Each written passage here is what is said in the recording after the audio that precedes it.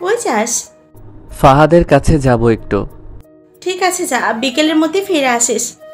কেন, কোথাও যাবে নাকি? তোর আপুকে দেখতে যাব। ও আল্লাহ গো, আমার আবার বোন হলো কোন সময়? আমার বোন আছে আমি নিজেও জানি না। হারামজাদা, জুতা চিনিস? গাল লাল করে দিব।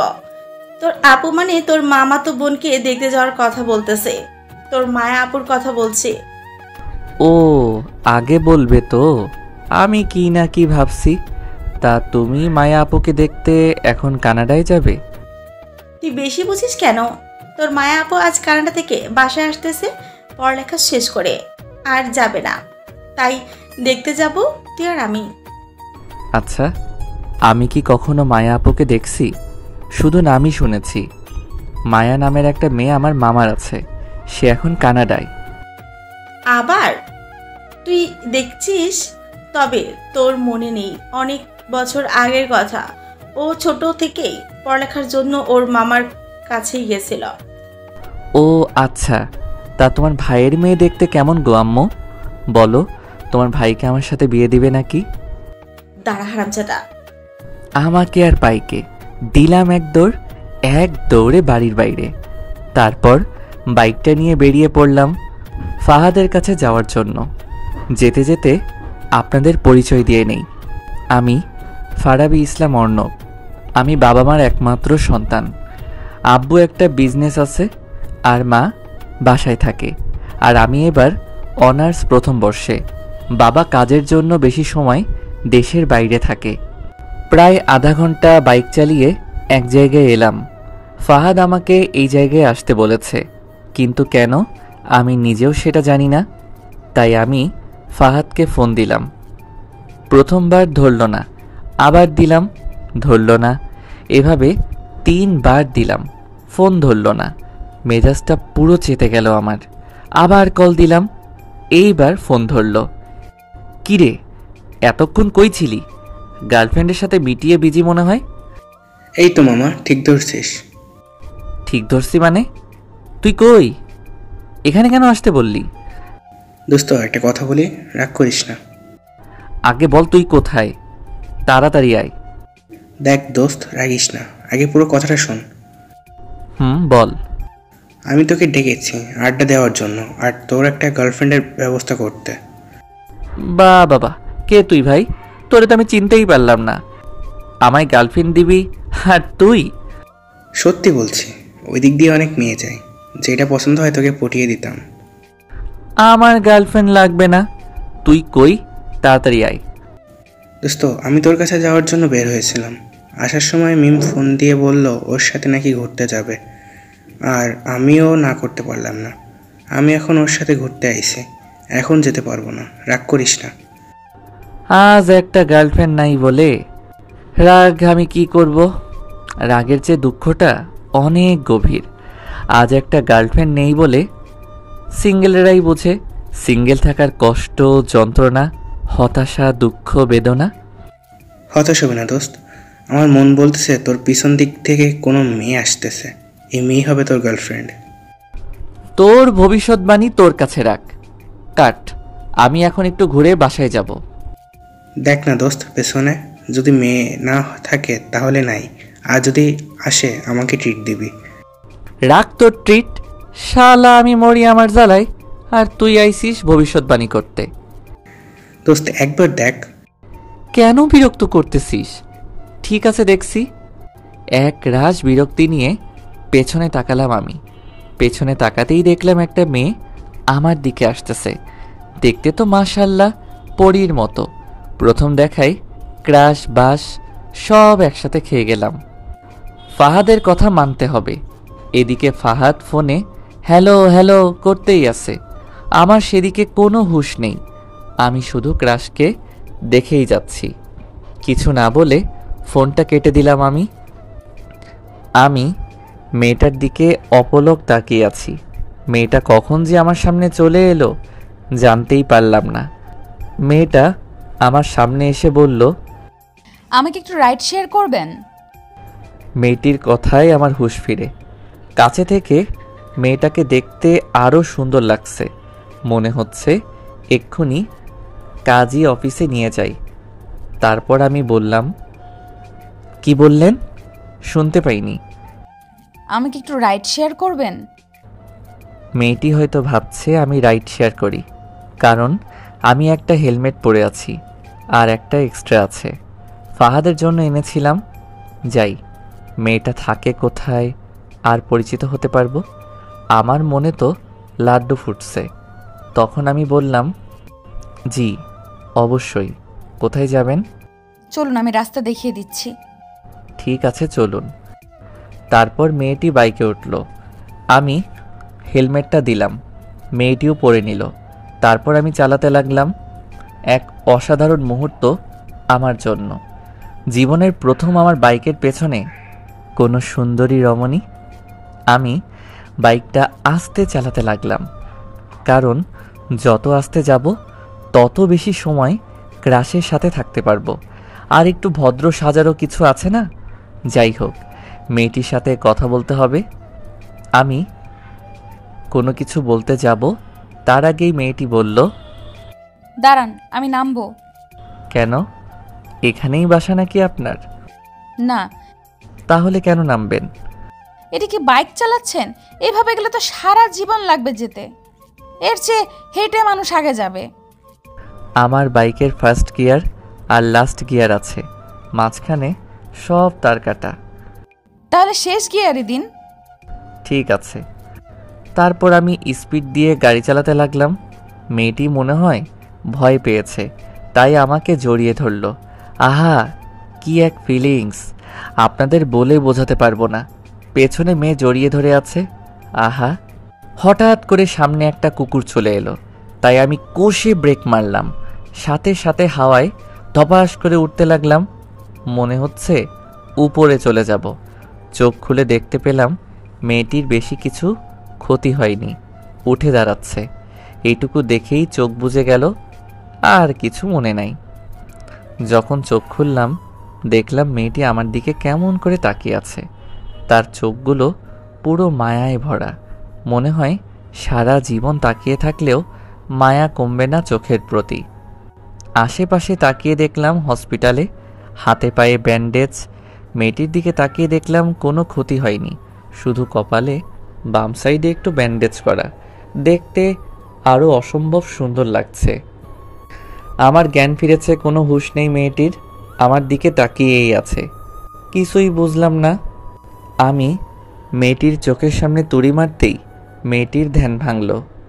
সাথে সাথে মেয়েটি লজ্জা পেয়ে গেল, কিন্তু কেন লজ্জা পেল কিছুই বুঝতে পারলাম না। তবে লজ্জা পেলে মেয়েটির সৌন্দর্য আরও বৃদ্ধি পায়। তখন মেয়েটি আমাকে বলল, যাক, তাহলে জ্ঞান ফিরলো আপনার। ফিরেছে তো অনেক আগেই, আপনি খেয়াল করেন নাই? আচ্ছা, আপনার কিছু হয়নি তো? না, তেমন কিছু না, মাথায় একটু চোট পেয়েছি। আমাকে এখানে কে নিয়ে এলো? আমি। ধন্যবাদ আপনাকে। আর সরি, আমার জন্য আপনার যাওয়াও হলো না, আবার ব্যথাও পেলেন। সমস্যা নাই, ওটা একটা দুর্ঘটনা। আপনার বাসা নাম্বার দিন, আসতে বলি। বাসায় ফোন দিলে আবার আম্মু শুরু করে দিবে। আপনার ফোনটা দিন, একটা বন্ধুকে কল করি, সে এসে নিয়ে যাবে। আপনার বাসায় ফোন দেন। বাসায় ফোন দিলে আম্মু আবার কান্না করে দিবে, আরও নানান কাহিনী। ঠিক আছে। তারপর আমি ফোনটা নিলাম, ফাহাদকে কল দিলাম। প্রথমবার রিসিভ করলো না, আবার দিলাম। এবার রিসিভ করে বলল, আসসালামু আলাইকুম, কে বলছেন? ওয়ালাইকুম আসসালাম। আমিটা কে? আমি অর্ণব। তুই কি এখনো গার্লফ্রেন্ডের সাথে আছিস নাকি? না, বাসায়। তুই কই আছিস? তোর আম্মু ফোন দিয়ে বলতেছে আছিস নাকি তুই? কোথায় যেন যাওয়ার কথা ছিল? তোর আম্মু চোটে আছে খুব। আমি হাসপাতালে আরাম করে ঘুমিয়ে আছি। মজা করতেছিস? না, আমি সত্যি হসপিটালে বাইক নিয়ে অ্যাক্সিডেন্ট করেছি। দোস্ত, তুই ঠিক আছিস তো? তোর কিছু হয় নাই তো? না, কিছু হয়নি, হাতে আর পায়ে অল্প চোট পেয়েছি। তুই হসপিটালে চলে আয়, আমাকে নিয়ে যা। আর আম্মুকে কিচ্ছু বলবি না, বাসায় গিয়ে বলবো। ঠিক আছে, তুই থাক, আমি আসতেছি। তারপর ফোনটা কেটে দিলাম। তারপর মেয়েটিকে দিয়ে দিলাম। যাই হোক, মেয়েটির নাম্বারটা তো পেলাম, ফাহাদের ফোন থেকে নিয়ে নিব। তখন আমি বললাম, আপনি আমার জন্য এত কিছু করলেন, আপনার নামটাই তো জানা হলো না। আমার নাম মায়া। আপনার? ফারাবী ইসলাম অর্ণব, সবাই অর্ণব বলেই ডাকে। আপনার নামটা তো সুন্দর। আপনারটাও। আপনি আমার জন্য এত কিছু করলেন, তাছাড়া আপনার জানি কোথায় যাওয়ার ছিল, আপনি চলে যান। আপনাকে এভাবে রেখে কিভাবে যাই? আর আমি বাসায় ফোন করে বলে দিয়েছি যেতে দেরি হবে।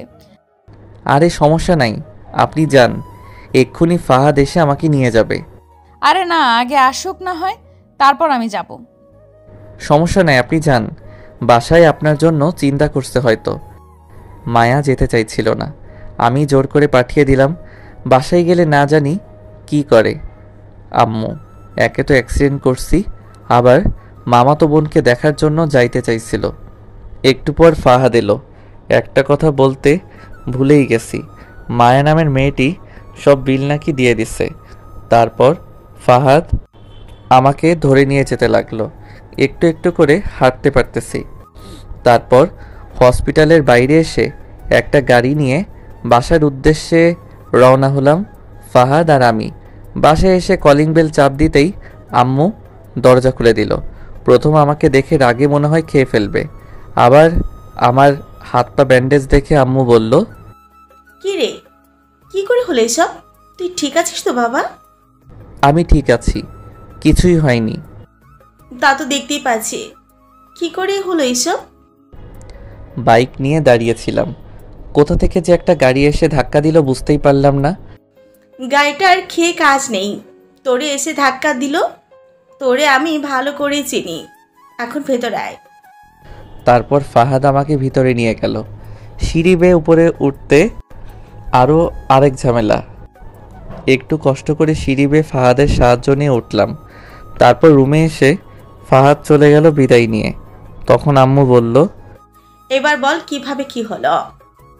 সত্যি বললাম তো। থাক, বলা লাগবে না। তুই যে সত্যি বলছিস তা আমি অন্ধের মতো বিশ্বাস করছি। আম্মু, তুমি জানি কোথায় যেতে চাইছিলে?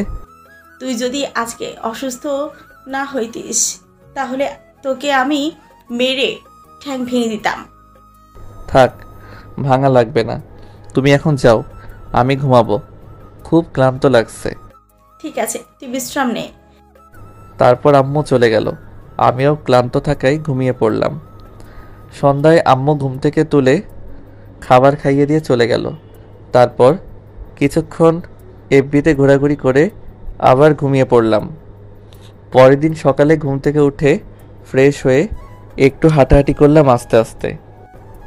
খাবার টেবিলে আম্মু বলল, আজ নাকি বিকেলে আমার মামাতো বোন মায়া আসবে। তাতে আমার কি, আমার ক্রাশ মায়াকে খুঁজে বের করতে হবে।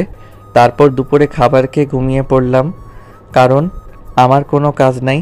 আম্মু বাইরেও যেতে দিল না আজকে, বিকেলে ঘুমিয়ে আছি। এমন সময় দেখলাম মায়া নামের মেয়েটি আমার মাথার পাশে বসে আছে। এই মেয়ে তো যেখানে যায় সেখানেই দেখতে পাই। স্বপ্ন ভেবে নিজে নিজে বললাম, মাই ক্রাশ মায়া, তোমায় অনেক অনেক ভালোবেসে ফেলেছি। যেখানেই যাই তোমাকেই দেখতে পাই, তোমার ওই চোখের চাহনিতে আবদ্ধ আমি। অনেক অনেক ভালোবাসি, ঘুমাতে গেলেও শান্তি নেই, যেখানেই যাই তোমাকেই দেখতে পাই, খুব ভালোবেসে ফেলেছি। কথাগুলো বলে দেখলাম স্বপ্নে আমার ক্রাশ চলে যাচ্ছে। স্বপ্নে ভেবেই দিলাম হাত ধরে টান, সাথে সাথে আমার বুকে এসে আছড়ে পড়ল। আহা, স্বপ্ন হলেও অনুভূতি অন্যরকম। আমার ক্রাশ জোর করছে, আমি ছাড়ছি না। এমন সময় গালে ঠাস ঠাস করে দুইটা পাপ্পি পড়ে গেল। স্বপ্ন হলেও এত জোরে লাগে নাকি? গাল পুরো লাল হয়ে গেছে। লাফ মেরে বিছানা থেকে উঠে পড়লাম। দেখলাম আমার ক্রাশ মায়া দাঁড়িয়ে আছে। এটা কি সত্যি? তাই চোখগুলো ভালো করে ডলে নিলাম। তাকিয়ে দেখি সামনে মায়া দাঁড়িয়ে আছে। আমার বিশ্বাস হচ্ছে না। একটা চিমনি কাটলাম হাতে, আমার ব্যথা পেলাম। তার মানে সামনে সত্যি সত্যি মায়া। তাকে দেখে আমি বললাম, আপনি এখানে কি করছেন আর কোথা থেকে এলেন? এমন সময় আম্মু রুমে এলো। এসে মায়াকে দেখিয়ে বলল, এটাই হচ্ছে তোর মামাতো বোন মায়া। এটা বলে আম্মু মায়া আপুকে নিয়ে চলে গেল। তার মানে এই মায়াই আমার সেই মামাতো বোন মায়া আপু, আমার থেকে সিনিয়র। এতক্ষণ আমার পাশে মায়া আপুই ছিল। আমি সত্যি তাকে জড়িয়ে ধরেছিলাম, আরও অনেক কথা বলেছি। মায়া আপুকে জড়িয়ে ধরার কারণে আমাকে চড় মারল। আমার সব শেষ। আমি এখন মায়া আপুর সামনে যাব কিভাবে? তাকে জড়িয়ে ধরেছিল, স্বপ্ন ভেবে বাস্তবে। যাই হোক, হাতের শক্তি আছে বলতে হবে। গালটা এখনো ব্যথা করছে। মায়া আপু আমার মাথার পাশে বসে কি করছিল? আমার দিকে কেন গালে হাত দিয়ে তাকিয়েছিল? নানা প্রশ্ন আর অনুভূতি নিয়ে ওয়াশরুমে চলে গেলাম ফ্রেশ হতে। ফ্রেশ হয়ে বাইরে বের হয়ে দেখলাম মায়া আপু বিছানায় বসে পা দোলাচ্ছে। মায়া আপুর দিকে তাকাতেই লজ্জা লাগছে, তাই আমি বললাম, সরি আপু, ইচ্ছে করে কিছু করিনি, তখন স্বপ্ন ভেবে জড়িয়ে ধরেছিলাম। ঠিক আছে, আর যে কথাগুলো বলছিলি সেগুলো কি হলো বল? কথাগুলো কি সত্যি সত্যি আমাকে বলেছিলি? স্বপ্নে তোমাকে ভেবে ওই কথাগুলো বলেছিলাম। আমি তোর থেকে অনেক বড়, আর কোনো কথা নাই। একদিনে দেখেই ভালোবাসা হয়ে গেল? ভালোবাসা তো কোনো বয়স মানে না, আর ভালোবাসা কখনো বলে কই আসে না, সেটাও যে কোনো সময় যেখানে সেখানে হয়ে যায়। আমিও তোমায় প্রথম দেখায় ভালোবেসে ফেলেছি। মায়া আপু কোনো কথা না বলে চলে গেল। আমি মায়া আপুকে ভালোবাসি, যে করেই হোক মায়া আপুর মুখ থেকে শুনতে হবে আমায় ভালোবাসে কিনা। ভালোবাসুক আর নাই বাসুক, তোমায় আমি ছাড়ছি না মাই ক্রাশ। রাত্রে ডিনার করে ঘুমিয়ে পড়লাম। মায়া আপু কয়েকদিন থাকবে আমাদের এখানে, যে করেই হোক এই কয়েকদিনে রাজি করাতে হবে। সকালে ঘুম থেকে উঠে একটু হাঁটাহাঁটি করলাম। অনেক দিন হলো সকালে ঘুম থেকে উঠি না। সকালের পরিবেশটাই মুগ্ধকর, তাই একটু ছাদে গেলাম। ছাদে গিয়ে দেখলাম ক্রাশ মানে মায়া আপু দাঁড়িয়ে আছে। আমি মায়া আপুকে গিয়ে বললাম, আপু এত সকাল সকাল কি করছো এখানে? আমি সকালেই ঘুম থেকে উঠি। ও আমার উত্তরটা কি দিবে না? কিসের উত্তর?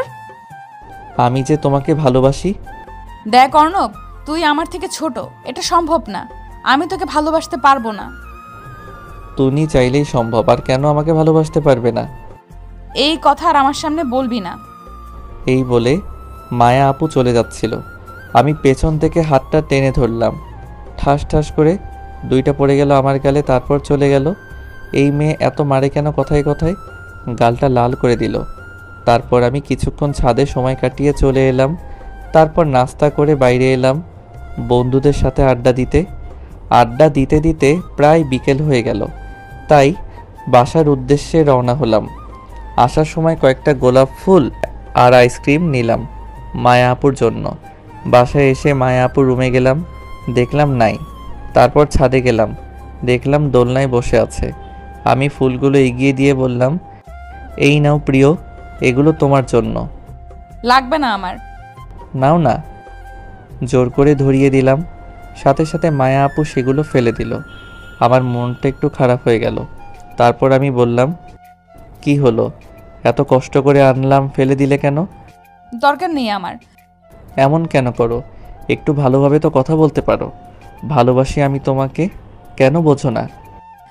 বললাম না আমি তোকে ভালোবাসি না। এইসব বললে আমি কিন্তু বাসায় চলে যাব।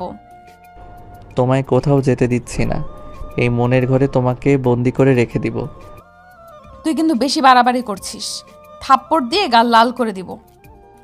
বাড়াবাড়ির কিছুই করিনি, এখন করব। মানে কি করবি তুই? দাঁড়াও, দেখাচ্ছি।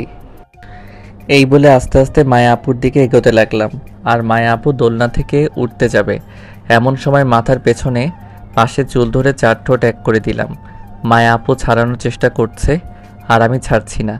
কি এক অনুভূতি! এই প্রথম কোনো নারীকে কিস করলাম আমি। শরীরে এক অজানা শিহরণ বয়ে যাচ্ছে। প্রায় 5 মিনিট পর ছেড়ে দিলাম, আর মায়া আপু দোলনায় ধপ করে বসে পড়ল। তারপর আমাকে চড় মারার জন্য হাত উঠালো। আমি হাত ধরে দিলাম এক টান, সাথে সাথে আমার বুকে এসে পড়ল। অনেক ছাড়ানোর চেষ্টা করছে, তাই আমি আবার চার ঠোঁট এক করে দিলাম। প্রায় 2 মিনিট পর ছেড়ে দিলাম।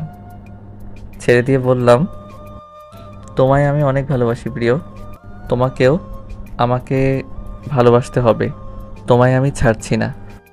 এই বলে আমি ছাদ থেকে নিচে চলে এলাম। রুমে এসে ফ্রেশ হয়ে ঘুমানোর চেষ্টা করলাম, কিন্তু ঘুম আসছে না। একটু আগের সিনটা সামনে আসছে। এসব ভাবতে ভাবতে কখন যে ঘুমিয়ে গেলাম মনে নাই। যখন ঘুম ভাঙে তখন প্রায় সন্ধ্যা হয়ে আসছে, তাই উঠে একটু ছাদে গেলাম। ছাদে গিয়ে দেখি আবার মায়া আপু দাঁড়িয়ে আছে। তখন আমি বললাম, কি করছো জানেমান? তুই কি সত্যি আমাকে ভালোবাসিস? জীবনের থেকেও বেশি। তাহলে আমাকে প্রপোজ কর। সত্যি? তুমিও আমাকে ভালোবাসো?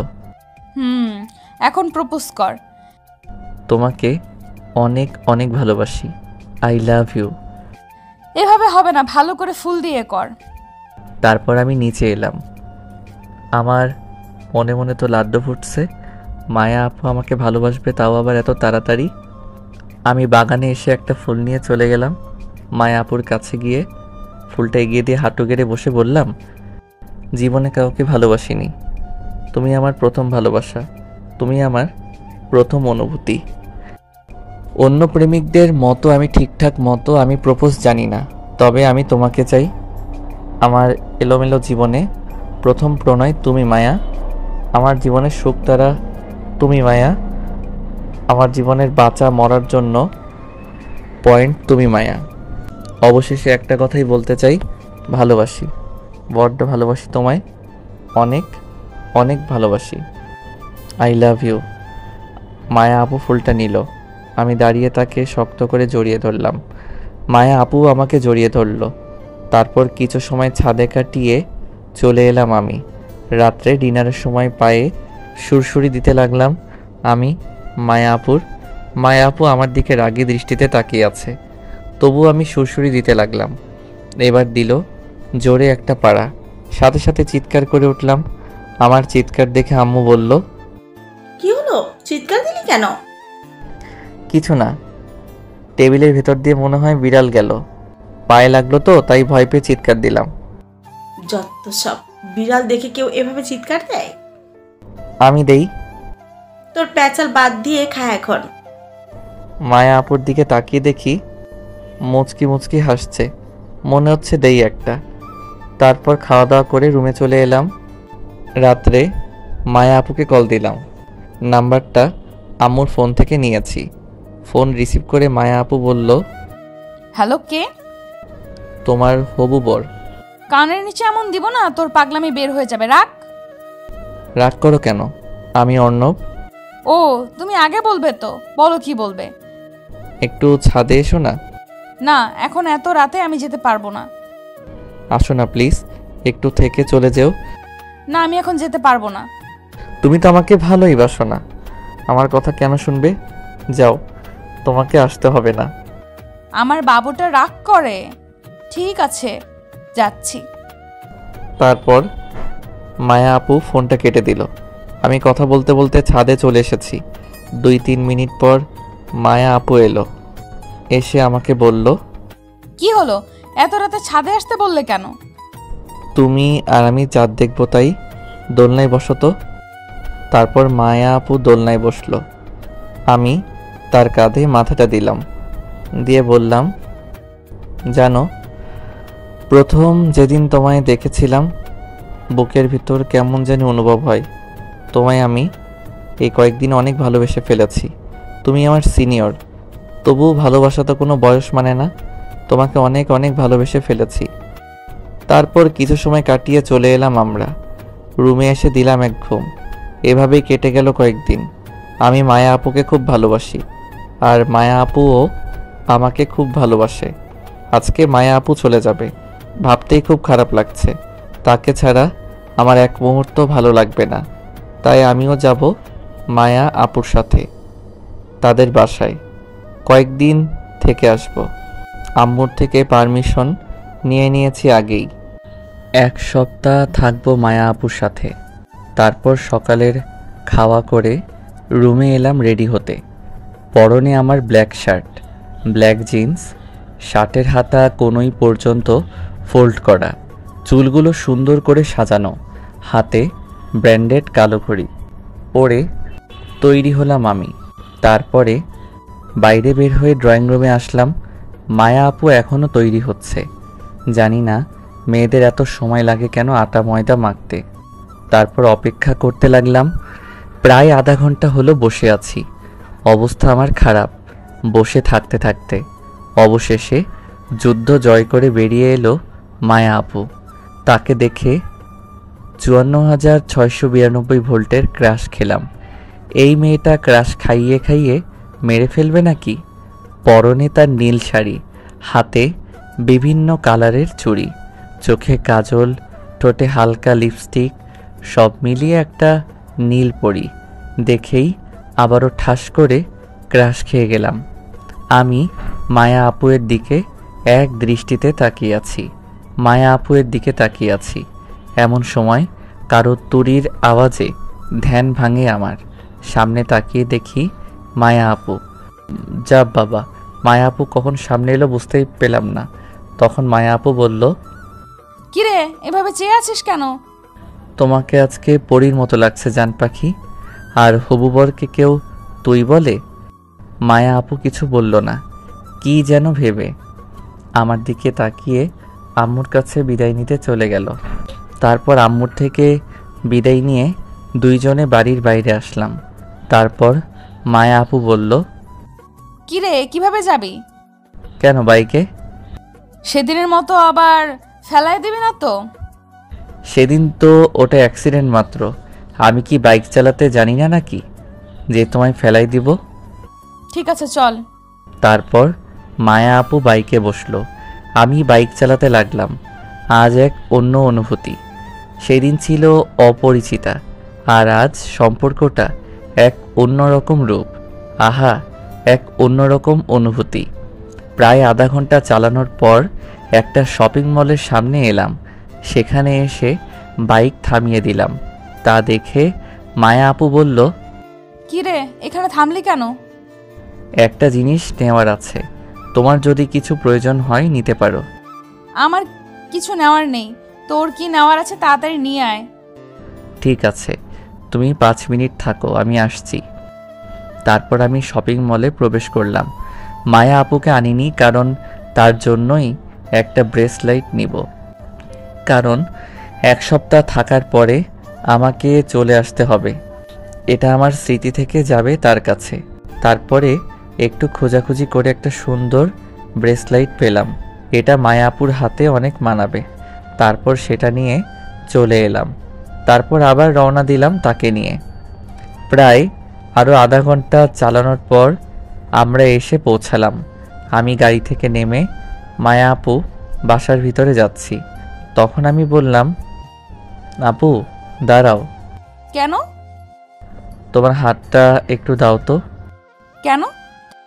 দাও না। তারপর মায়া আপু হাতটা এগিয়ে দিল। আমি পকেট থেকে ব্রেসলাইটটা বের করতে করতে বললাম, আমি তো 1 সপ্তাহ পরে আবার চলে যাব, তাই আমার স্মৃতি হিসেবে তোমার হাতে এটা পরিয়ে দিব। তারপর আমি ব্রেসলাইটটা বের করে পরিয়ে দিতে যাব, এমন সময় মায়া আপু বলল, তোকে একটা কথা বলি, আমি তোকে ভালোবাসি না, আর এটা আমার লাগবে না। মজা করো না তো। আমি মজা করছি না। তুই যখন ছাদে আমায় জোর করে কিস করিস তখন আমার খুব রাগ হয়েছিল, তাই তোর উপরে প্রতিশোধ নেওয়ার জন্য এমনটা করেছি। আমি কখনো তোকে ওই চোখে দেখিইনি। তুই আমাকে ভুলে যা, আমার থেকে ভালো মেয়ে পাবি তুই। এসব কথা শুনে আমি পুরো পাথর হয়ে গেছি। মাটি সরে গেছে আমার পায়ের নিচ থেকে। মায়া আপু আমাকে ভালোবাসেনি ভাবতে খুব কষ্ট হচ্ছে আমার। আমি যে তাকে খুব খুব ভালোবাসি। আমার চোখ পুরো ছলছল করছে, মনে হয় এক্ষুনি ঝড় নামবে। তখন আমি মায়া আপুকে বললাম, কেন এমনটা করলে আমার সাথে? চুপ। আমার সাথে এমনটা কেন করলে? খুব ভালোবাসি তোমায়। তুমি খুব সহজেই বললে ভুলে যেতে। ভুলে যেতে চাইলেই কি ভুলে যাওয়া সম্ভব?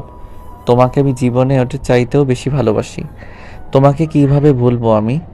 প্রতিশোধ নেওয়ার ছিল, অন্যভাবে নিতে। কেন এমনটা অভিনয় করলে আমার সাথে? কি দোষ করেছিলাম আমি? তোমায় তো ভালোই বেসেছিলাম। এমনটা না করলেও পারতে। ভালো থেকো, আর তোমাকে ডিস্টার্ব করব না। এই বলে ব্রেসলাইটটা সেখানেই ছুঁড়ে ফেলে দিলাম। চোখ যেন আমার বাদ মানছে না। কথাগুলো বলতে বলতে কেঁদে দিয়েছি। তারপর চোখ মুছে বাইকে চড়ে স্টার্ট দিয়ে সেখান থেকে চলে এলাম। সেখান থেকে এসে একটা লেকের পাড়ে গেলাম। সেখানে গিয়ে বসলাম। আশেপাশে কোনো মানুষ নেই। নদীর পানি একে একে বয়ে যাচ্ছে। আমার চোখের পানিও বাদ মানছে না। আসার সময় কয়েক প্যাকেট সিগারেট কিনে নিয়ে এলাম। সেখানে বসে সিগারেট খেতে লাগলাম। একটা টান দিতেই প্রচুর পরিমাণে কাশি হতে লাগলো, চোখ জ্বলতে লাগলো, লাল হয়ে গেল। কষ্ট হচ্ছে খুব, কিন্তু এই সামান্য কষ্ট কিছুই না আমার বুকের ভিতরে হওয়া কষ্টের থেকে। সেখানে বসে সিগারেট খেতে লাগলাম আর আজকের দেওয়া মায়া আপুর আঘাতপ্রাপ্ত কথাগুলো ভাবতে লাগলাম। সেখানে বসে কাটিয়ে দিলাম অনেক সময় সিগারেট খেতে খেতে। প্রায় সন্ধ্যা হয়ে এলো, এখন বাসায় যেতে হবে। তাই সেখান থেকে উঠে বাইক নিয়ে বাসার দিকে আসতে লাগলাম। কিছুক্ষণের ভিতরে বাসায় চলে এলাম। কলিং বেল চাপ দিলাম, কেউ খুলল না। আবার দিলাম, এবার আম্মু দরজা খুলে দিল। আমায় দেখে আম্মু অবাক হয়ে তাকিয়ে আছে আমার দিকে। তারপর আম্মু বলল, কিরে, তোর মামা বাড়ি থাকার কথা, এত রাতে চলে এলি কেন? আর তোর চোখ মুখ এমন হয়েছে কেন? মুখ থেকে গন্ধ আসতেছে, কিছু খেয়েছিস নাকি? আমি কোনো কথা না বলে আম্মুকে পাশ কাটিয়ে ভিতরে চলে এলাম। আম্মু দরজা বন্ধ করে আমার পেছন পেছন আসতে লাগলো। আম্মু কিছু বলার আগেই রুমে ঢুকে ঠাস করে দরজা বন্ধ করে দিলাম।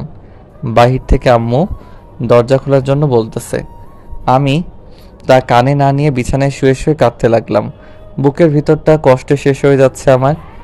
মায়া আপু এভাবে অভিনয় করতে পারলো আমার সাথে? শুধু তো ভালোই বেসেছিলাম। ভাবতেই বুক ফেটে কান্না আসছে আমার। কখনো মায়া আপুকে ভুলতে পারতো কিনা জানি না। কাঁদতে কাঁদতে কখন যে ঘুমিয়ে গেছি মনে নাই। এদিকে আম্মু আমার অবস্থা দেখে চিন্তিত। আমি 1 সপ্তাহ থাকবো বলে গিয়েছিলাম, কিন্তু চলে এলাম কেন? তাই আম্মু মামিকে ফোন করলো। আচ্ছা আরশি, অর্ণবের সাথে কিছু হয়েছে? না, কেন, কি হয়েছে? অর্ণব বাসা থেকে গেল 1 সপ্তাহ থাকবে তোমাদের ওখানে বলে, কিন্তু ও তো রাতে এখন বাসা এলো আর চোখ মুখ ফুলে আছে, কান্না করেছে মনে হয়। কি বলো সব? কিন্তু অর্ণব তো আমাদের এখানে আসেনি। ও তো মায়ের সাথেই গেল তোদের সাথে ওখানেই থাকার জন্য। তাহলে এতক্ষণ কই ছিল? ও তো ভেতরেই আসেনি, আর মায়া তো একাই এসেছে বাসার ভেতরে, ও তো আসেনি। বাসায় এসে সোজা রুমে চলে গেল, কোনো কথা বলো না। এরকম তো কোনো সময়ও করে না ও। আমি মায়াকে বলে দেখি কিছু হয়েছে নাকি। ঠিক আছে, আমি দেখছি ওদিকে। ঠিক আছে। তারপর আম্মু ফোন কেটে দিয়ে চিন্তিত হয়ে রুমে চলে গেল, কারণ অনেক রাত হয়ে গেছে। এদিকে মামি মায়া আপুকে জিজ্ঞেস করার জন্য তার রুমে গেল। গিয়ে দেখলো মায়া আপু কী যেন চিন্তা করছে। তখন মামি মায়া আপুর পাশে গিয়ে বসলো। তখন মায়া আপু মামিকে বলল, কিছু বলবে আম্মু? অর্ণব আর তোর মধ্যে কিছু হয়েছে? না, কেন, কি হয়েছে? না, ও নাকি আমার বাসায় থাকার জন্য এসেছিল, কিন্তু না এসে চলে গেল কেন? আমাকে বলছিল কি জানি কাজ আছে। আমি বাসার ভেতরে ঢোকার জন্য বলছিলাম, কি জানি কাজ আছে বলে চলে গেছে। ও, অর্ণব এখন এত রাতে বাসায় ফিরলো? আর ওর আম্মু ফোন করে বলল কিছু হয়েছে নাকি, আর সারাদিন কই ছিল, আর মনে হয় অনেক কান্না করেছে। ও ঠিক আছে, তুই ঘুমা, অনেক রাত হয়েছে। তারপরে মামি চলে গেল। মায়া আপু কি জানি ভাবতে ভাবতে সেও ঘুমিয়ে পড়ল। এদিকে সকাল সকাল সূর্যের কড়া আলো জানালা দিয়ে প্রবেশ করছে। সূর্যের কড়া আলো আমার মুখে পড়তেই ঘুমটা ভেঙে যায় আমার। তাই আর শুয়ে না থেকে ঘুম থেকে উঠে পড়লাম। তারপর ফ্রেশ হয়ে নিচে এলাম। দেখলাম আম্মু সোফায় বসে কি জানি চিন্তা করছে। তখন আমি আম্মুর পাশে গিয়ে বসলাম আর বললাম, কি ভাবছো আম্মু? কিছু হয়েছে বাবা? কিছু হলে বল আমাকে। কাল কেন এত রাতে এলি, আর সারাদিন কোথায় ছিলি? একটা বন্ধুর বাসায় ছিলাম, একটা জরুরি কাজ ছিল তাই সেখানে গিয়েছিলাম। তুই না কাল তোর মামা বাড়ি গেলি, 1 সপ্তাহ থাকবি বলি। ওর কাজটা একটু জরুরি ছিল, তাই মায়া আপুকে নামিয়ে দিয়ে চলে এসেছি। ঠিক আছে। আম্মু নাস্তা দাও, খুব খিদে পেয়েছে। ঠিক আছে, তুই বস, আমি নিয়ে আসছি। তারপর আম্মু রান্নাঘরে চলে গেল আর অর্ণব খাওয়ার টেবিলে বসলো। নাস্তা করতে করতে আম্মু বলল, তোকে একটা কথা বলা হয়নি। কি? তোর আব্বু আজ সন্ধ্যার ফ্লাইটে আসবে, তোকে নিয়ে আসতে যেতে বলেছে। ঠিক আছে। তারপর নাস্তা করে বাইরে বের হলো। বাসায় থাকলে মায়ের কথা মনে পড়বে, তাই বাইরে বের হলো। তারপর ফাহাদকে কল দিল। দোস্ত কই তুই? মামার দোকানে আছি, কেন? তুই থাক, আমি যাচ্ছি। তারপর ফোনটা কেটে দিয়ে মামার দোকানে যেতে লাগলো। সেখানে গিয়ে দেখে ফাহাদ বসে বসে সিগারেট টানছে। অর্ণব ওর পাশে বসে ওর হাত থেকে সিগারেটটা নিয়ে টানতে লাগলো। আর ফাহাদ অর্ণবের দিকে অবাক হয়ে তাকিয়ে আছে। অর্ণব ওর তাকিয়ে থাকা দেখে বলল, কি রে, এইভাবে তাকিয়ে আছিস কেন? তুই কে বলতো? মজা করিস না তো এখন। আমি তো আমার চোখকে বিশ্বাস করতে পারছি না, যেখানে তুই আমাকে সিগারেট খেতে বারণ করতে, আর আজ সেখানে তুই সিগারেট খাচ্ছিস। খাচ্ছি, কষ্ট দূর করার জন্য খেতে হয়। তোর আবার কিসের কষ্ট? কিছু না, এমনি বললাম। আমি আগে থেকেই খেতাম, তুই জানতিস না। কি? আমি জানতাম না, মিথ্যা বলছিস না। আচ্ছা এসব বাদ দে, চল কয়দিনের জন্য কোথাও থেকে ঘুরে আসি। ঠিক আছে, কোন দিক যাবে?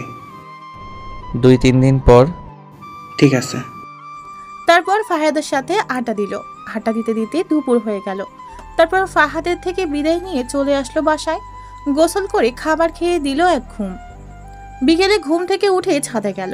ছাদে গিয়ে মনটা খারাপ হয়ে গেল, কারণ এমন সময় মায়া আপুর সাথে দুষ্টুমি করত। মায়া আপুর কথা খুব মনে পড়ছে, তাই ছাদে না থেকে আবার রুমে চলে আসলো। রুমে এসে মায়ের কথা ভাবতে লাগলো। মায়ের কথা ভাবতেই চোখ ভিজে গেল। কতই না ভালোবাসতো তাকে, কি দোষ করেছিল, কেন তার সাথে এমনটা করলো। এসব ভাবতেই বুক ফেটে কান্না আসতেছে অর্ণবের। বিকেলে আর বাইরে বের হলো না। একটু পরে সন্ধ্যা হতে চললো। তারপর বেরিয়ে পড়লো এয়ারপোর্টের উদ্দেশ্যে। তারপর কিছুক্ষণ পর চলে আসলো এয়ারপোর্টে। একদম সঠিক সময়ে এসেছে। অর্ণবের আব্বু এসে পৌঁছালো মাত্র। তারপর অর্ণব তার আব্বুকে নিয়ে বাসায় আসতে লাগলো। আস্তে আস্তে আব্বু বলল, কেমন আছিস? কোনো রকম চলে যাচ্ছে। কেন, কিছু হয়েছে? টাকা লাগবে? না। তোর লেখাপড়া কেমন চলছে? ভালো, বর্তমানে কলেজ জব, তাই বাসাতেই থাকতে হয়। ঠিক আছে। তারপর আর কিছু কথা বলতে বলতে বাসায় চলে আসলো। আব্বু রুমে চলে গেল ফ্রেশ হতে। ক্লান্ত হয়তো খুব। অর্ণব রুমে চলে আসলো। আবার মায়ের কথা মনে পড়লো। যখন কোনো কথা ভাবে না, মস্তিষ্ক যখন কোনো কিছু ভাবে না, ফাঁকা হয়, ঠিক তখনই সব সময় মায়ের কথা মনে পড়ে। তার সাথে কাটানো দিনগুলোর কথা মনে পড়ে। রুমে বসে বসে এসব ভাবছিল। তখন অর্ণবের আম্মু এসে ডেকে নিয়ে গেল ডিনার করার জন্য। তারপর ডিনার করে রুমে আসলো। কিছু সময় এফবিতে ঘোরাঘুরি করে ফোনটা রেখে দিল। ঘুমানোর প্রস্তুতি নিচ্ছে, এমন সময় ফোনটা বেজে উঠল।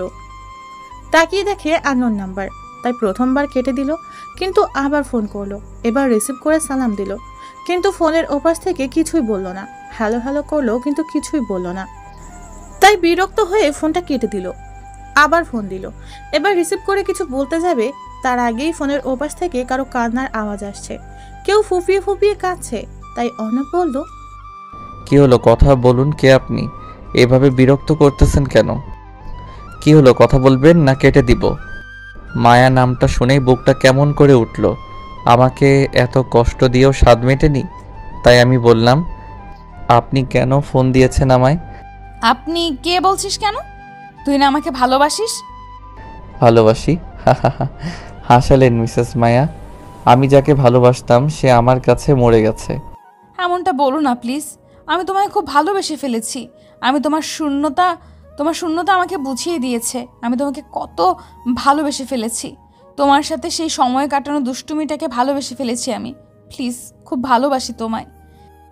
তাই এতদিন আপনার সেই ভালোবাসা কোথায় ছিল? যখন আমি আপনাকে পাগলের মতো ভালোবাসতাম, তখন আপনি কি করলেন?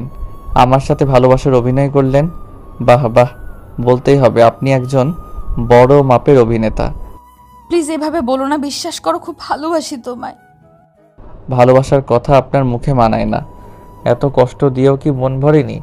আরও কষ্ট দেওয়ার জন্য এসেছেন এখনও? আপনি চাইছেন আমি কষ্ট পাই? সত্যি আমি অনেক কষ্ট পেয়েছি। বুকটা ভিতরে ছারখার হয়ে গেছে আমার। আর কি চান আপনি? এটা সত্যি যে আমি তোমার সাথে অভিনয় করেছি, কিন্তু বিশ্বাস করো অভিনয় করতে করতে কখন যে তোমায় ভালোবেসে ফেলেছি আমিও জানি না। প্লিজ এই বিষয়ে কোনো কথা বলতে চাই না আমি। ভালো থাকবেন। এই বলেই অর্ণব ফোনটা কেটে দিল। আবার কল দিল। এবার ফোনটা কেটে সিমটা বের করে রেখে দিল। অন্য একটা সিম ফোনে সেট করলো। তারপর ফোনটা রেখে বিছানায় ধপাস করে শুয়ে পড়ল। একটা দীর্ঘশ্বাস ছাড়লো আর ফোনে বলা মায়ের কথাগুলো ভাবতে লাগলো। ভালোবাসে, ভালোই যদি বাসতো তাহলে কেন সেদিন এমন করলো? নাকি শাস্তিটা কম হয়ে গেছে বলে আবার এমন করছে? কেন এমনটা করলো? এখন যখন ভুলে যেতে চাইছে তখন কেন ফিরে আসতে চাইছে? ফিরে আসতে কি সত্যিই চাইছে, নাকি আবার অভিনয়? না, কখনো ভালোবাসতে পারে না, হয়তো অভিনয়। এসব ভাবতে ভাবতে চোখ বেয়ে পানি চলে আসলো অর্ণবের। না, এইসব আর ভাবতে পারছে না।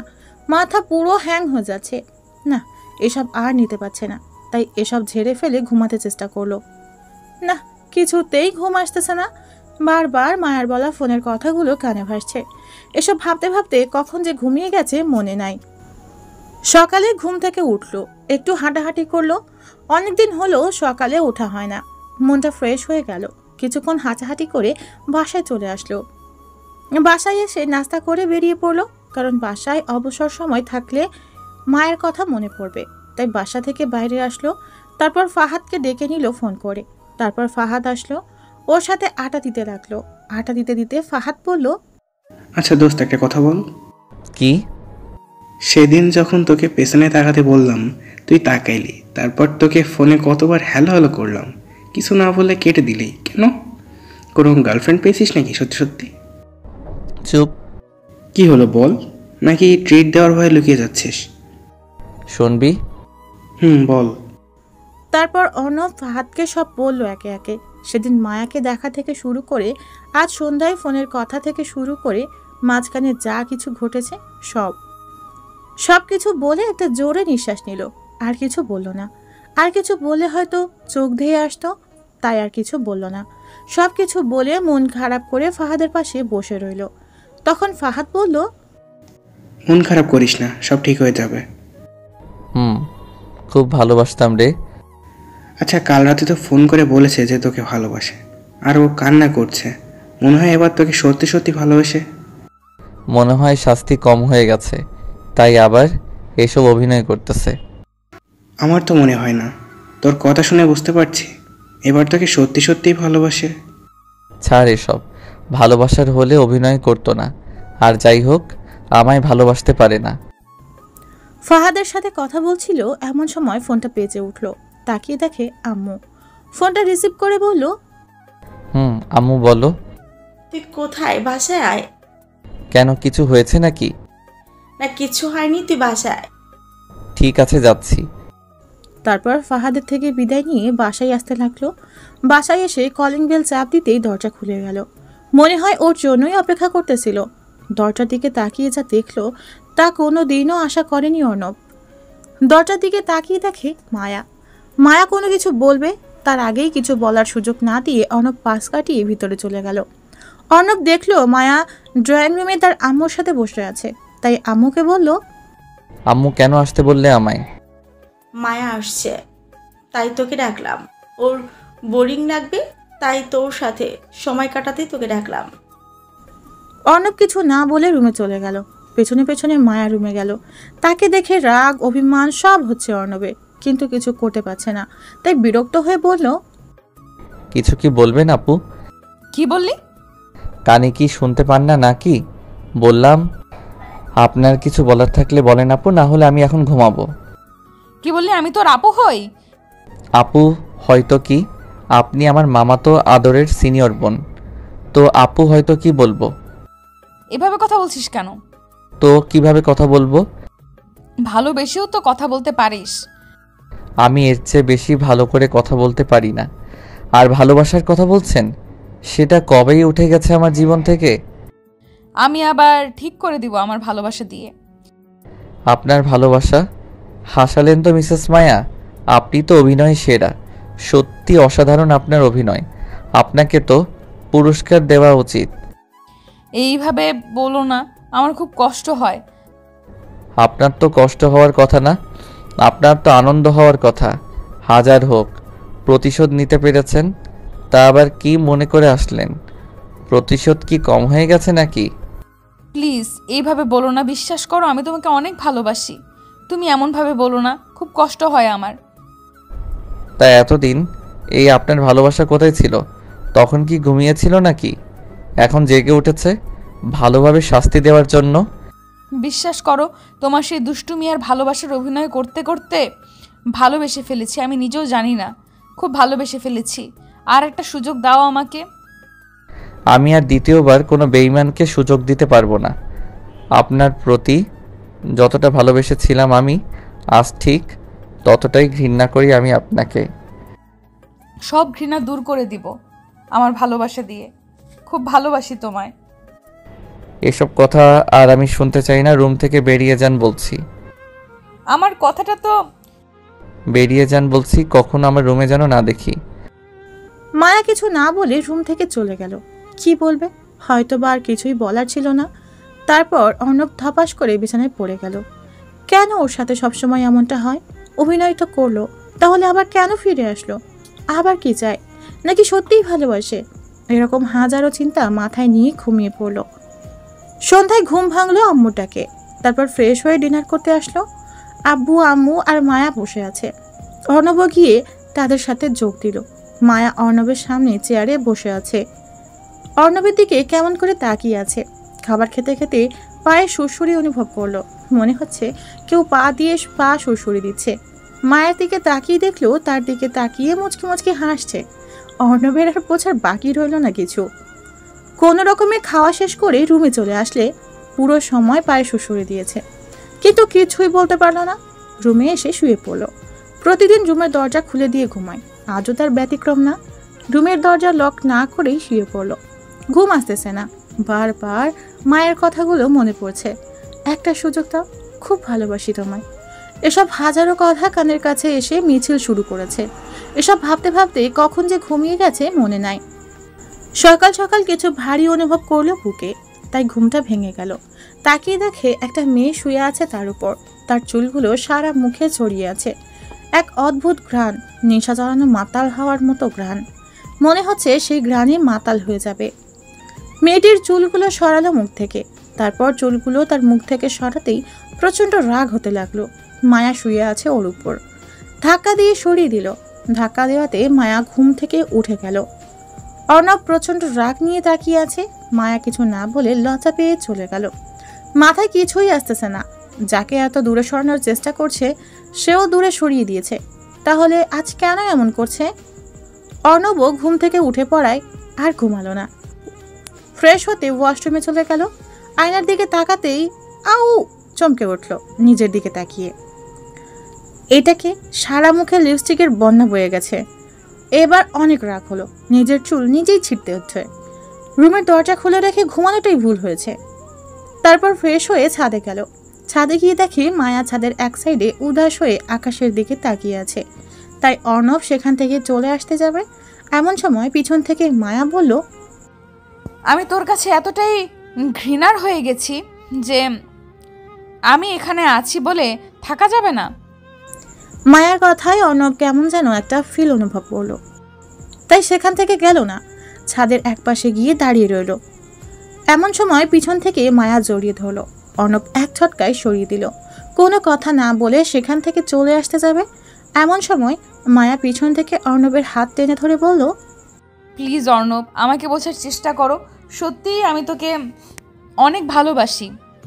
যখন আমি এখান থেকে গেলাম একটা দিন আমি শান্তিতে ঘুমোতে পারিনি। সব সময় সবখানে শুধু তোর কথাই মনে পড়ে। তোর সাথে থাকতে থাকতে তোর দুষ্টুমিগুলোকে খুব মিস করি। অনেক অনেক ভালোবাসি তোমায়। আপনার বলা শেষ হলে বলেন, আমি যাই। সত্যি তোকে অনেক অনেক ভালোবাসি। তোকে ছাড়া আমার এই জীবন অসম্পূর্ণ রয়ে যাবে। তোকে ছাড়া আমি থাকতে পারবো না, মরে যাব। তো জান না মরে, আমি বাধা করেছি নাকি? এই কথা বলতে পারলি? ঠিক আছে, আর কোনো দিন তোর সামনে আমায় দেখবি না। চলে যাব অনেক দূরে, বাঁচবো না আমি তোকে ছাড়া। এই বলে মায়া কাঁদতে কাঁদতে দৌড়ে নিচে চলে গেল। অর্ণব ছাদেই দাঁড়িয়ে ভাবতে লাগলো, আর একটা সুযোগ তো দেওয়াই যায়। যদি সত্যি সত্যিই কিছু করে ফেলে তাহলে নিজেকে ক্ষমা করতে পারবে না, না আর দূরে সরিয়ে রাখবে না, নিজে করে নেবে। এই ভেবে নিচে নামতে যাবে, এমন সময় নিচ থেকে আম্মু চিৎকার করে উঠল। এটা শুনে অর্ণব এক দৌড়ে নিচে চলে আসলো। নিচে এসে স্তব্ধ হয়ে গেল। অর্ণবের মুখ থেকে কোনো কথা বের হচ্ছে না, চোখ থেকে কয়েক ফোঁটা পানি গড়িয়ে পড়লো। কারণ মায়া ডাইনিং টেবিলের সামনে পড়ে আছে, হাত দিয়ে ফ্যানকে দিয়ে রক্ত পড়ছে, আর অর্ণবের আম্মু তার পাশে দাঁড়িয়ে কাঁদছে। অর্ণব কোনো কথা না বলে তাড়াতাড়ি কোলে তুলে নিল। একটা গাড়ি নিয়ে সোজা হাসপাতালে চলে আসলো। তারপর ডাক্তার মায়াকে নিয়ে ভিতরে গেল। অর্ণব বাইরে দাঁড়িয়ে কাঁদছে, আম্মুকে সাথে নিয়ে আসেনি। একটু পর আম্মু এসেই ঠাস ঠাস করে দুইটা চড় মেরে দিল অর্ণবের গালে। অর্ণব কি দোষ করলো আর কেনই বা মারলো কিছুই বুঝতে পারলো না। অর্ণব তার আম্মুর দিকে অবাক হয়ে তাকিয়ে আছে। তখন আম্মু অর্ণবকে বলল, মেয়েটা তোকে কত ভালোবাসতো, মানি সে একটা ভুল করেছে। মানুষ মাত্রই তো ভুল, জানিস মেয়েটা আমার কাছে সেদিন এসে কত কান্না করেছে, তোকে কতটা ভালোবাসে মেয়েটা তুই জানিস। আমি তখন তাকে বললাম আগে ওর অভিমান ভাঙা, বাকিটা আমরা দেখছি। জানিস সেদিন মেয়েটা আমার কাছে কত কান্নাকাটি করেছে। আজ তোর জন্য মেয়েটার এই অবস্থা। ওর যদি কিছু হয়ে যায় কোনো দিন ক্ষমা করব তোকে আমি। বলেই আম্মু কেঁদে দিল। অর্ণব আম্মুকে জড়িয়ে ধরে কেঁদে দিল। কেঁদে কেঁদে বলল, কিছু হবে না দেখিস, দোয়া কর যেন কিছু না হয়। অর্ণবের মাথায় হাত বুলিয়ে দিয়ে কথাটা বলল আম্মু। তারপর কিছুক্ষণ পর ডাক্তার বের হয়ে আসলো। ডাক্তারকে বের হতে দেখে সাথে সাথে অর্ণব ডাক্তারের কাছে গিয়ে বলল, ডাক্তার সাহেব, মায়ার কিছু হয়নি তো? ও ঠিক হয়ে যাবে তো? আমার রক্ত এ পজিটিভ ডাক্তার, যত খুশি রক্ত নিন প্লিজ, মায়া আপুকে সুস্থ করে দিন। তারপর ডাক্তারের সাথে ভিতরে গেল। রক্ত দিয়ে বাইরে বের হলো। কিছুক্ষণ পর বাইরে বের হয়ে দেখে মামা মামি আর আব্বুও এসেছে। অর্ণব মাথা নিচু করে তাদের সামনে দাঁড়িয়ে রইল। মায়ার আব্বু আম্মু কান্না করছে আর অর্ণবের আম্মু তাকে সান্ত্বনা দিচ্ছে। কান্না করবে নাই বা কেন, একমাত্র আদরের মেয়ে মায়া। কিছুক্ষণ পর ডক্টর বেরিয়ে আসলো। অর্ণব সাথে সাথে ডক্টরের কাছে দৌড়ে গিয়ে বলল, মায়া আপু ঠিক আছে তো ডাক্তার সাহেব? ঠিক হয়ে যাবে তো?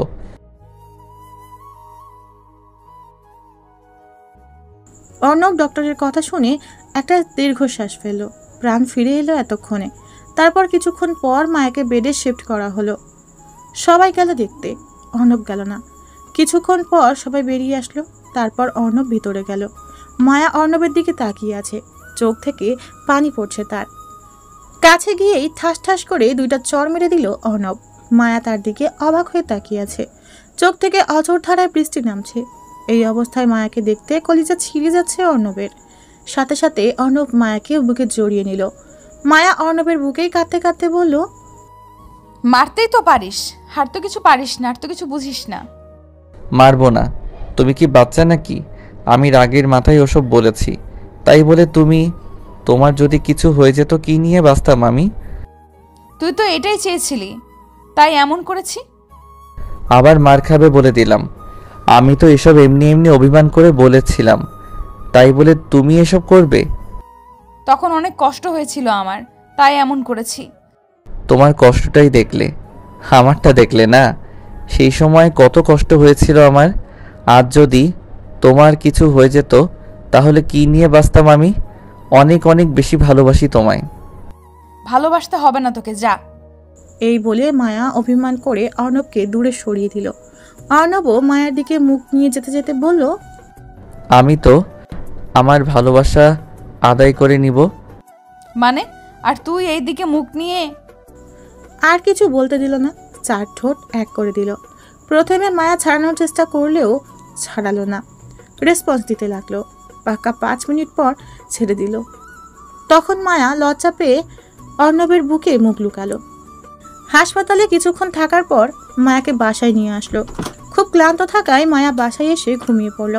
প্রায় সন্ধ্যার সময় ঘুম ভাঙল। ফ্রেশ হয়ে নিচে এসে দেখে মামা মামি আর আব্বু আম্মু খাবার টেবিলে বসে কি যেন কথা বলতেছে। মায়াকে দেখছে না।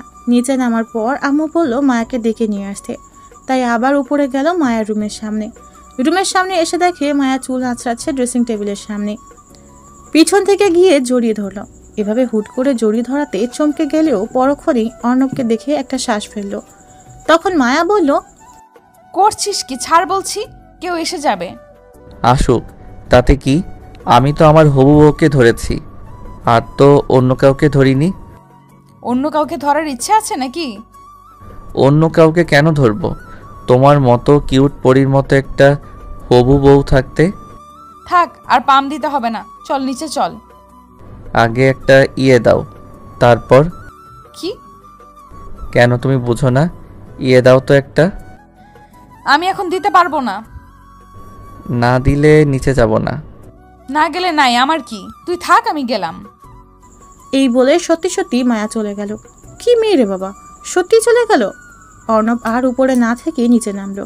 তারপর সবাই একসাথে ডিনার করতে লাগলো।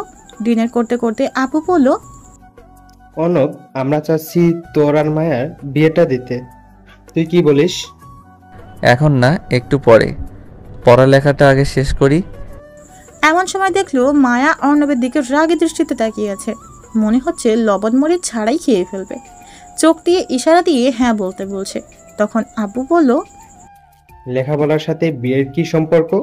আমরা চাই তোদের বিয়েটা কালকে দিয়ে দিতে, পরে না হয় বড় করে অনুষ্ঠান করব।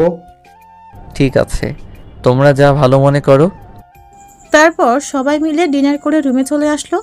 অর্ণব জানে মায়া আসবে এখন রুমে, তাই দরজার পাশে দাঁড়িয়ে রইল। একটু পর কে যেন দরজা ঠেলে ভিতরে আসতেছে। রুমের ভিতরে আসতেই ঠাস করে দরজা বন্ধ করে দিল অর্ণব। হঠাৎ দরজা বন্ধ হওয়ায় মায়া চিৎকার করে উঠল। সাথে সাথে মুখ চেপে ধরে বলল, চুপ চুপ। আমি জানিস কত ভয় পেয়ে গেছিলাম। এত ভয় পেতে হবে না। তা এত রাতে আমার রুমে কি মনে করে? পানি খেতে এসেছিলাম, তো রুমের সামনে দিয়ে যেতেই ভাবলাম ঘুমিয়েছিস কিনা, তাই। থাক, আর মিথ্যা বলতে হবে না। তুমি আমার জন্যই আসছিলা। এসেছিলাম তো কি হয়েছে? আমি কি অন্য কারো রুমে গিয়েছিলাম নাকি? তোর রুমেই তো এসেছিলাম। তা কি জন্য এসেছিলে জানতে পারি? এমনি, তুই থাক, আমি গেলাম। এভাবে চলে যেতে দিলে না যাবে। তখন যেটা দাওনি এখন ওটা দাও। এখন দিতে পারবো না, আর তো একদিন, কালকেই তো বিয়ে। তো কি হয়েছে? এখন দেরি না করে ঝটপট একটা ইয়ে দাও। ঠিক আছে, তুই চোখ বন্ধ কর। চোখ বন্ধ করতে হবে কেন? আমার লজ্জা লাগে। ওরে আমার লজ্জাবতী হবু বউরে, সেদিন যে ঘুমের মধ্যে কিস করছিলে তখন লজ্জা কি শরবত করে গুলে খেয়েছিলে?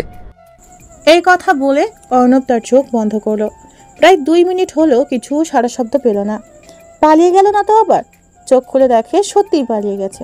যাস সালা, এবারেও বোকা বানিয়ে পালিয়ে গেল। মনে এক পালতি কষ্ট নিয়ে ঘুমিয়ে পড়ল। পরের দিন সব নিয়মকানুন মেনে অর্ণব আর মায়ার বিয়েটা হয়ে গেল। বিয়েটা অর্ণবদের বাড়ি থেকেই হয়েছে। রাত 12টা বর্তমানে। বাসর ঘরের সামনে দাঁড়িয়ে আছে অর্ণব। ভিতরে যাওয়ার সাহস পাচ্ছে না। বুকে 53,882 গ্রাম আর মনে 73,829 গ্রাম সাহস নিয়ে ভিতরে ঢুকলো। ঢুকে দরজাটা লক করে দিল। অর্ণবের রুমে ঢোকার শব্দ পেয়ে মায়া বিছানা থেকে নেমে এসে সালাম করলো। অর্ণব মাথায় হাত দিয়ে বলল, বেঁচে থাকো মা। কি বললি? আমি মা? দাঁড়া, তোর হচ্ছে আজকে। সরি আপু, থুক্কু বউ। তুমি থাকো, আমার খুব ঘুম পেয়েছে। আমি ঘুমাবো, ডিস্টার্ব করো না। এই বলে অর্ণব বিছানায় গিয়ে শুয়ে পড়ল। মায়া অর্ণবের উপরে বসে পড়ল। কি হলো, এভাবে উপরে বসে আছো কেন? ডিস্টার্ব করো না, আমি ঘুমাবো। কোনো ঘুমানো চলবে না আজকে। এতদিন তো সুযোগের অপেক্ষায় ছিলি, এখন পেয়েও ছেড়ে দিচ্ছিস নাকি ভালো সাজার অভিনয় করছিস? আমি ভালো, এটা পৃথিবীর সবাই জানে। না বিশ্বাস করলে পাঠক পাঠিকাদের জিজ্ঞেস করে দেখতে পারো। তোকে চেনাই আছে আমার, লুচ্চা। কি? আমি লুচ্চা? ঠিক আছে, আমি লুচ্চা। লুচ্চামির কি দেখছো? এখন দেখবে আমি কত লুচ্চা। তারপর অর্ণব মায়াকে নিচে ফেলে দিয়ে তার উপরে উঠে পড়লো। আস্তে আস্তে মায়ার মুখের দিকে মুখ নিয়ে যেতে লাগলো। মায়ার নিঃশ্বাস ভারী হয়ে আসছে, ঘন ঘন নিঃশ্বাস নিচ্ছে। তার গরম নিঃশ্বাস অর্ণবের মুখে আছড়ে পড়ছে, তার ঠোঁট দুটো কাঁপছে। কি এক মাতাল করার মতো নেশা তার ঠোঁটে। অর্ণব আর কিছু না বলে তার ঠোঁট দুটো দখল করে নিল। মায়াও সমান তালে রেসপন্স ফিরিয়ে দিতে লাগলো। পাক্কা 10 মিনিট পর ছেড়ে দিল। মায়া অর্ণব দুজনই হাঁপাচ্ছে। তারপর মায়া অর্ণবের বুকে মাথা রাখলো আর বলল, না, আমার না টুইন বেবি লাগবে। তার জন্য কি করতে হবে শুনি? কেন, তুমি কিছু জানো না? না, আমি কিছু জানি না। তুমি তো আমার সিনিয়র বউ, তুমি শিখিয়ে দাও। ওলে বাবুলে, আসো শিখিয়ে দেই। এই বলে মায়া 4 ঠোঁট এক করে দিল। অর্ণব তাকে রেসপন্স দিতে লাগলো। অর্ণব কম কিসে, সিনিয়র বউ তার শিশু জামাইয়ের উপর ঝাঁপিয়ে পড়লো। তারপর যা হবার তাই হলো। বাকিটা ইতিহাসের 758 নম্বর পৃষ্ঠায় দেওয়া আছে, পড়ে নেবেন সবাই। ধন্যবাদ।